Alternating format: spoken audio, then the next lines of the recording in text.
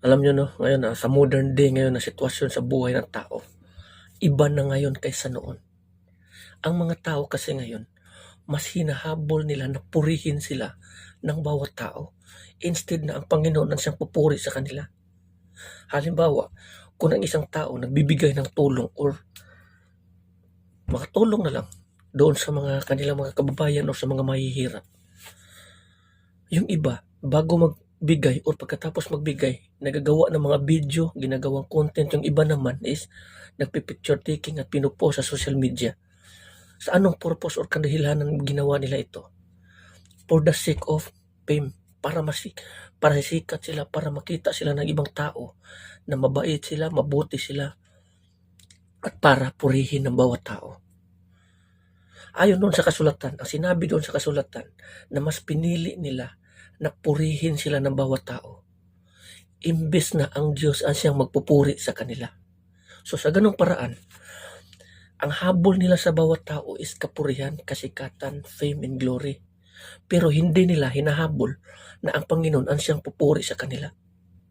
Ayon dito sa kasulatan, sinabi dito sa Lucas 16 verse 15, sinabi dito, kaya't sinabi niya sa kanila, kayo ang nagpapanggap na matuwid sa harapan ng mga tao.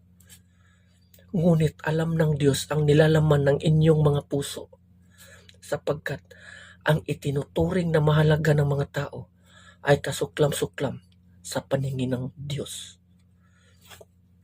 So maraming mga tao na para sa kanila ang ganitong mga sistema maganda, pero ang hindi nila alam, kasuklam-suklam sila sa paningin ng Panginoon.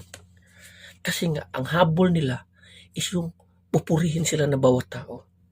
Pero ang hindi nila alam, na kasuklam-suklam sila sa paningin ng Panginoon. Ito ang pagkakamali ng bawat tao, ng mga Kristyan. Maraming mga taong gumagawa nito.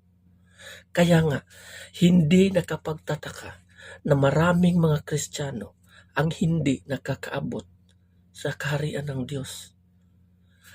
Ang iba nahuhulog dire-diretso doon sa kaparusahan dahil nga sa kawalang alam patungkol sa kalooban ng Panginoon.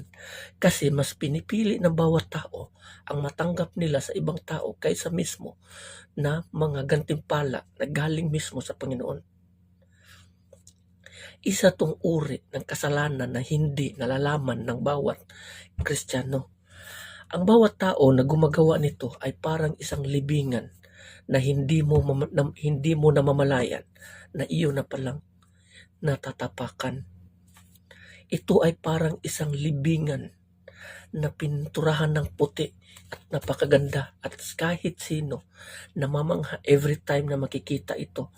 Pero ang sa loob nito, lahat ng uri ng dumi, uod, lahat ng uri ng dumi andoon sa ilalim. Itong mga taong ito, nililinisan nila ang labas lamang ng kanilang plato at baso, pero ang sa loob, napakarumi. Ganito ang sistema ng mga tao nito. Makikita mo sila na malinis sila sa panlabas, pero ang sa looban nila, ang habol ng mga tao nito, papuri, fame, glory, money. So ito, ang kabayaran ng bawat nito ay kamatayan. Tapos marami pang mga tao na nagsasabi, napakabait ng taong ito, matulungin, ganito, ganyan, pinagpala siya ng Panginoon. Kung babasihan mo ang nakasulat sa Biblia, kasuklam-suklam sila sa paningin ng Panginoon. Anong sabi ni Satanas doon sa Lucas? No? I will give you the glory, fame. Ibibigay ko sa iyo ang kasikatan, pera, kayamanan, karangyaan. Kung sumasamba ka sa akin or kung sasamba ka sa akin. Kasi itong mga bagay na ito, itong lahat ng ito, ibinibigay ko or naibigay ko sa mga tao na aking nagugustuhan. So sa ganun palang sistema, ang bawat tao na gumagawa nito ay mga tao ni Satanas at hindi sa mga tao ng Panginoon.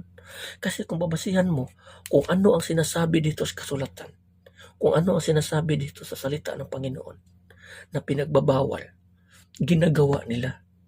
So sa daling salita, ang mga taong ito na gumagawa nito ay hindi sumusunod sa Diyos. Kung ang isang tao hindi sumusunod sa Diyos, kanino sila sumusunod? Siyempre, doon sa demonyo. Dalawa lang naman kasi ang susundin mo at magiging hari mo. Ang demonyo o ang Diyos. Dito sa kasulatan sa Matthew chapter 6, verse 2 hanggang sa verse 2 hanggang verse 4, sinabi dito. Kaya nga, kapag nagbibigay ka ng limos, huwag mo nang ipag-ingay pa gaya ng ginagawa ng mga mapagkunwari sa mga sinaguga at sa mga lansangan upang sila'y purihin ng mga tao. Tandaan ninyo, tinanggap na nila ang kanilang gantimpala o klaro. So ginagawa nila ito for the sake of praise, para purihin sila na bawat tao. Hindi nila ginagawa ito para ang Panginoon ay pagpupurihan. Ginawa nila ito para sila ay purihin. Lagi niyong tatandaan ang sinabi doon sa kasulatan sa Lucas, ang sabi ng ating Panginoong Kristo, kahabag-habag kayo or kawawa kayo kung ang mga tao magpupuri sa inyo. Yan ang mga kasulatan na sinasabi ng ating Panginoon na hindi na mamalaya ng bawat tao nito na gumagawa nito. Dagdag sa verse 3, sa halip, kapag nagbibigay ka ng limos, huwag mo nang ipaalam ito maging sa matalik mong kaibigan. Ito ay sa ibang verses, sa ibang version ng Biblia. Dito sa ibang version, sinabi dito na kung magbibigay ka ng limos, huwag mong ipaalam sa kaliwa mong kamay ang ginawa ng iyong kanang kamay, which is ito ang hubad niya. No? Sa verse 4, sinabi dito, gawin mong lihim ang iyong pagbibigay ng limos at ang iyong ama na nakakita ng kabutihang ginagawa mo ng lihim ang siyang magbibigay ng gantimpala sa iyo. So klaro, kung may bibigay ka ng limos, kung maaari, walang kahit sinong tao, kamag-anak mo, asawa mo, pamilya mo, na nakakaalam sa ginagawa mo, kundi ang inyong Diyos lamang, Ama na tumitingin sa iyo. Kung ginagawa mo ito, gagantimpalaan ka ayon mismo dito sa kasulatan. Ngayon, kaninong or anong gantimpala ang gusto mong makamit? Gantimpala na mula sa tao o gantimpala mula sa Diyos?